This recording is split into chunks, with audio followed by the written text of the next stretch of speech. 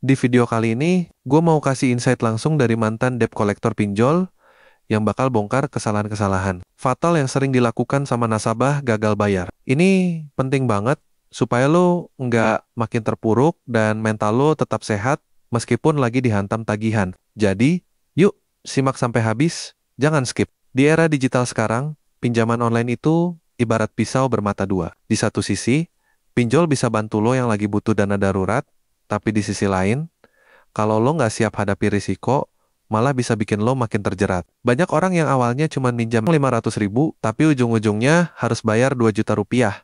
Ngeri banget kan? Bayangin, utang 500.000 bisa jadi 4 kali lipat. Tapi, yang paling bahaya bukan cuma angka itu, melainkan mental lo sendiri. Lo yang lagi nonton ini mungkin lagi gagal bayar, atau bahkan kepikiran buat gagal bayar, karena udah nggak kuat lagi bayar bunga yang makin gak manusiawi tiap harinya. Sebelum lu makin stres dan panik gara-gara ancaman yang gak ada habisnya dari pinjol, yuk gua ajak ngobrol santai kayak kita nongkrong di warung kopi. Jujur aja, banyak banget kesalahan fatal yang sering dilakukan orang gagal bayar, yang bikin mereka makin stres dan terpuruk, bahkan sampai kehilangan kendali. Gue gak mau itu kejadian sama lo. Makanya gue bakal bahas 3 kesalahan terbesar yang harus banget lo hindari kalau pengen selamat secara mental.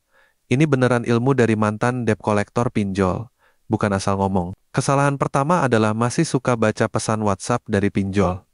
Kalau lo masih ngelakuin ini, stop sekarang juga. Serius bro, ini kesalahan paling dasar, tapi paling sering dilanggar. Banyak yang udah niat gagal bayar, tapi masih penasaran, buka-buka WA dari debt collector. Entah karena pengen tahu mereka ngomong apa, atau ngerasa penting. Padahal, yang terjadi, malah lo makin panik dan takut. Isi pesan mereka bukan cuma pengingat bayar, tapi udah masuk tahap ancaman, intimidasi, bahkan ada yang sampai ngatain lo. Siapa sih yang kuat nerima itu tiap hari? Apalagi kalau lo lagi sendirian di rumah, nggak ada teman buat curhat, dan HP terus bunyi, bisa-bisa lo stres berat sampai overthinking parah. Langkah pertama yang harus lo lakuin kalau udah niat gagal bayar adalah jangan buka WhatsApp dari mereka. Kalau bisa, langsung arsipkan atau blokir nomornya, biar lo bisa tenang dan pikiran lo bisa istirahat sebentar. Karena kalau lo terus-terusan dicekokin ancaman tiap hari, lo bakal merasa dunia ini sempit banget. Percaya deh, ancaman mereka itu kebanyakan cuman buat nakutin lo, supaya lo cari utang baru buat nutup utang lama. Ujung-ujungnya, lo masuk ke lingkaran setan gali lubang, tutup lubang. Kesalahan kedua adalah udah gagal bayar, tapi masih membalas chat WA dari debt collector. Ini juga fatal, dan masih banyak yang ngelakuin. Alasannya macam-macam.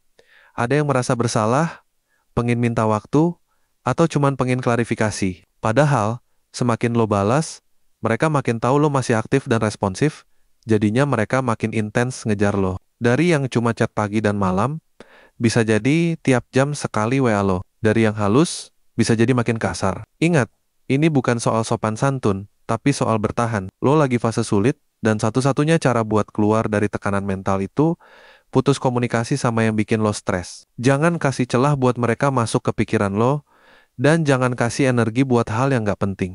Lo bisa pelan-pelan ngilang dari radar mereka. Gak usah ngerasa harus jawab semua pesan. Mereka itu bukan atasan lo, bukan orang tua, bukan juga sahabat lo. Mereka cuma debt collector yang dibayar buat ngasih tekanan ke lo. Jadi, stop balas WA mereka, dan jangan buang waktu buat orang yang tujuannya cuma bikin lo makin down. Kesalahan ketiga adalah sering mengangkat telepon dari nomor yang gak dikenal. Biasanya itu bukan teman lama, tapi debt collector pinjol. Kesalahan ini sering terjadi karena lo penasaran atau ngerasa gak enak, gak angkat. Padahal, sama aja kayak poin sebelumnya, lo malah ngasih ruang buat mereka masuk ke kepala lo. Mereka bakal mulai telepon dengan nada sopan, tapi bisa tiba-tiba berubah jadi nada tinggi, ngatain, ngancam, atau mancing emosi lo. Kalau lo udah tertrigger, kepala lo bakal penuh pikiran negatif, gagal fokus, susah tidur, dan lain-lain. Jadi, saran gue, hindari angkat telepon dari nomor asing. Kalau penting, mereka pasti bakal ninggalin pesan. Kalau nggak ada pesan, ya abaikan aja. Sekarang, solusi buat lo yang lagi di posisi gagal bayar. Jawaban jujur dari gua, nggak ada solusi instan. Tapi ada cara bertahap buat keluar dari tekanan ini. Pertama, sadar dulu kalau ini bukan akhir hidup lo. Banyak orang lain yang juga pernah gagal bayar, bahkan lebih parah. Tapi mereka bisa bangkit karena berhenti menyalahkan diri sendiri dan mulai mikir ke depan. Kedua, pelan-pelan cari jalan keluar yang realistis. Kalau ada keluarga yang bisa diajak diskusi, ngobrol lah sama mereka. Kalau ada kerjaan sampingan, coba jalani meskipun kecil. Yang penting, ada aliran dana masuk untuk bantu lo berdiri lagi. Ketiga, jangan malu buat jujur ke diri sendiri. Lo bukan kriminal, bukan orang jahat, cuma orang yang pernah salah langkah. Hidup memang tempat belajar, gak ada yang sempurna. Kalau lo takut debt collector datang ke rumah, coba lihat dari sisi lain. Mereka juga manusia dan gak bisa sembarangan ngelakuin apa yang mereka ancam. Kalau mereka datang, tenang aja, jangan panik atau ribut. Tanyakan identitas mereka. Jelaskan dengan baik kalau lo belum bisa bayar dan minta waktu. Tapi jangan kasih janji tanggal pasti. Kalau mereka kasar atau maksa, lo bisa minta bantuan warga, RT, atau bahkan lapor polisi. Hukum di Indonesia melindungi hak lo, dan lo punya hak buat nggak diintimidasi.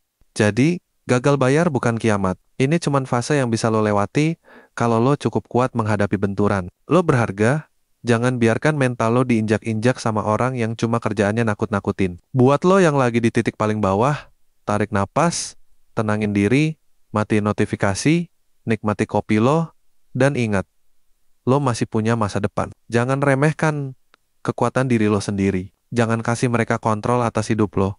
Karena mereka cuma bagian kecil dari cerita lo.